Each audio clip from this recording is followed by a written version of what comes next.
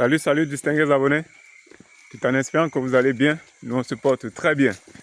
Devenir agriculteur ne s'improvise pas, mais il est capital d'acquérir un minimum de connaissances. Si vous êtes nouveau sur la chaîne, ici nous parlons agriculture, nous parlons apiculture, nous parlons agroforesterie, nous parlons de tous les différentes astuces qui peuvent vous permettre de réussir dans vos différents projets agro-silvo-pastoraux. Eh bien, n'hésitez surtout pas de commenter, de partager, de liker la vidéo, mais surtout abonnez-vous pour ne rien manquer des vidéos futures. Aujourd'hui là, je suis ce matin en train de me rendre dans l'une de nos exploitations que nous gérons. Et là, je m'avais viré un employé. Donc je me suis réveillé tôt le matin, j'ai pris la route. Je suis arrivé au village. Là maintenant, j'ai pris la bretelle qui donne dans l'exploitation. Donc je m'avais viré un employé. Je vais vous donner les raisons dans cette vidéo pourquoi est-ce que je m'avais viré cet employé. Donc je suis quitté Yaoundé pour arriver ici pour virer uniquement cet employé et le mettre hors de l'exploitation. Donc vous savez, la gestion du personnel dans une exploitation agricole, comme dans tout autre business, n'est pas facile. Vraiment pas. C'est un aspect très compliqué, très délicat. Réussir son projet agricole ou agro-pastoral demande une main-d'œuvre qualifiée, une main-d'œuvre dynamique, une main-d'œuvre sérieuse. Mais surtout, vous avez besoin des personnes qui sont honnêtes. L'honnêteté est primordiale lorsque vous voulez recruter des employés. Donc, je m'avais viré cet employé pour plusieurs raisons. La première raison, c'est quoi? Ou la première erreur que cet employé a commise, c'est le vol. Vous imaginez, il y a l'exploitation qui est là. Tout à côté au village, il y a déjà les bananes qui produisent déjà. Un beau matin, le monsieur se réveille au campement.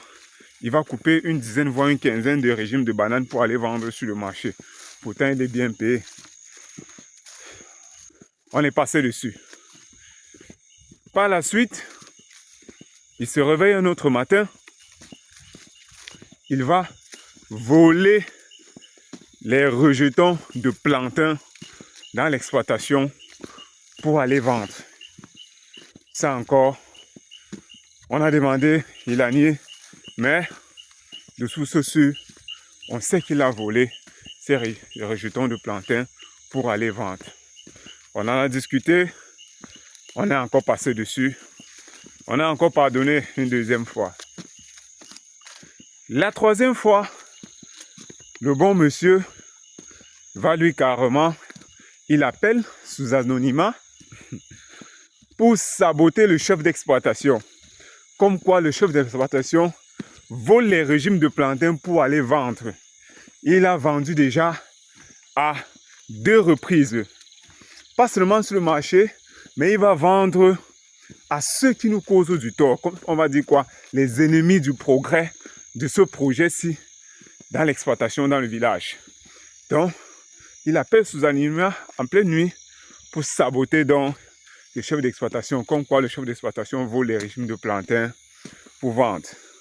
Ce qu'il ne savait pas, c'est que c'était très facile de savoir si effectivement ces allégations sont vraies ou fausses.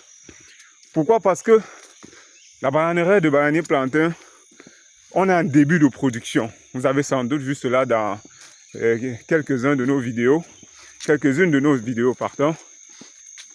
Comment on a déjà commencé les récoltes des plantains. Donc, après à peine 2 récoltes, les premiers régimes qui sortent, on était à peine à une centaine de régimes qu'on avait déjà récoltés. Donc la semaine passée, quand je viens donc sur le site, c'était effectivement pour vérifier si ces accusations sont vraies ou fausses.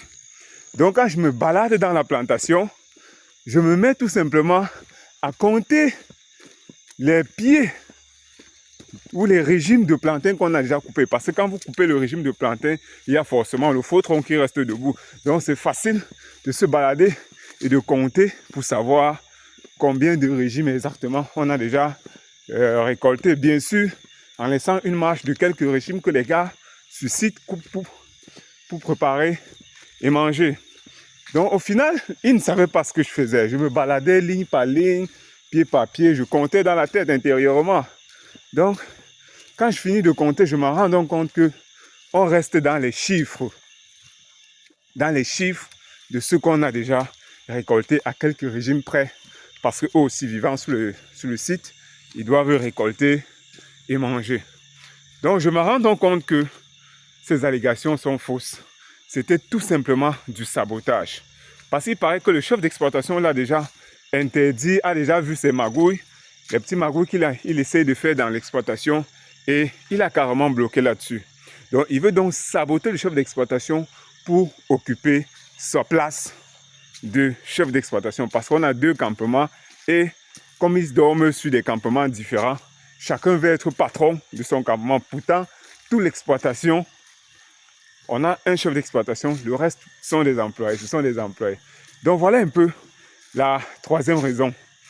Par la suite, comme ça ne suffisait pas, j'arrive la semaine passée, je suis surpris de voir le bon monsieur a fait venir sa femme dans l'exploitation. Donc, il héberge sa femme dans l'exploitation sans autorisation. Vous vous rendez compte? Vous arrivez, vous retrouvez vos employés et en plus des employés, vous retrouvez une femme. La femme vit sur le site. Ce n'est pas qu'elle est venue rendre visite pour repartir. La femme vit sur le site. Il n'a ni informé le chef d'exploitation, ni informé sa hiérarchie.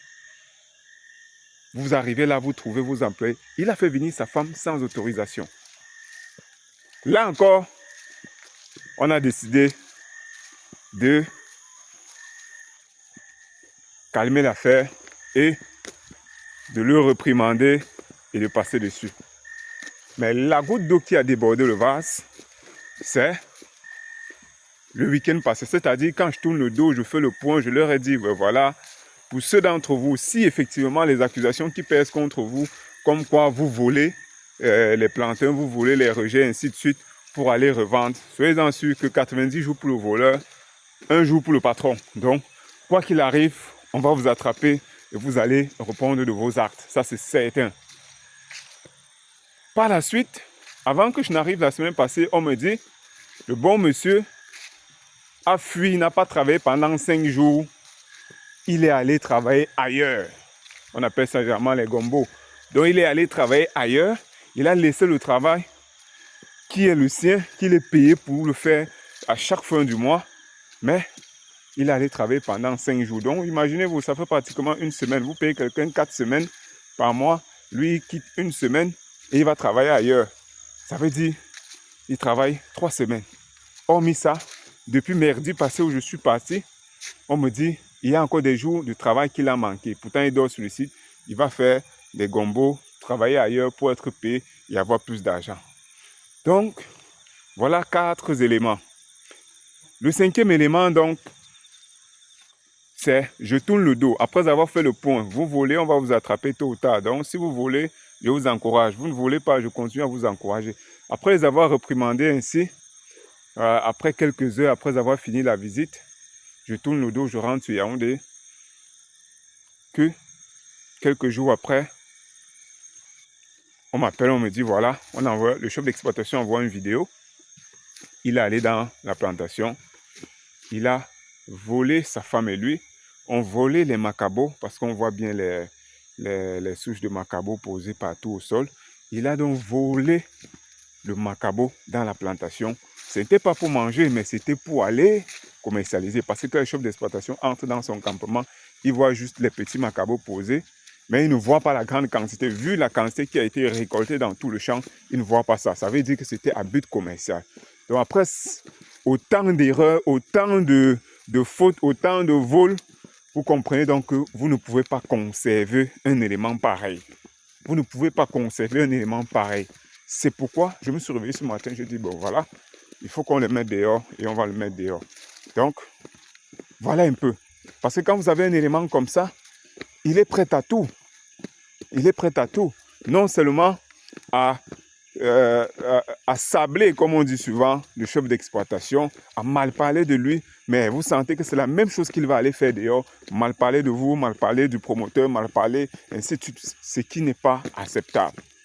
Il est prêt à tout pour son gain personnel. Ça, c'est être extrêmement cupide. Et conserver ce genre d'éléments dans votre effectif va vous apporter plus d'ennuis, plus de problèmes que nécessaire. Parce que son travail n'est pas fini. Et quand les herbes sont en train de pousser, les plants souffrent en champ. Parce qu'il laisse son travail et il attend la fin du mois. Nous sommes presque à la fin du mois. Il attend la fin du mois pour revendiquer son salaire. Il n'y a jamais eu de problème de paye de salaire ou quoi que ce soit. Mais quand vous avez un élément comme ça là, qui ne veut pas comprendre, qui ne veut pas faire, qui ne veut pas se comporter sérieusement, faire son travail à temps et être honnête, ben, il faut le virer, tout simplement. Donc voilà un peu les raisons pour lesquelles nous avons décidé avec le promoteur de congédier cet employé. Parce qu'avec un élément de la sorte, on va pas aller bien loin, on va pas aller bien loin. Il va nous causer beaucoup plus de problèmes, beaucoup plus de dommages.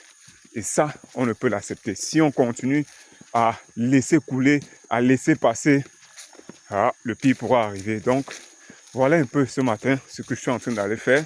Je suis en train d'aller le virer. Donc, n'hésitez pas de commenter, n'hésitez pas de partager. Likez la vidéo. Partagez surtout pour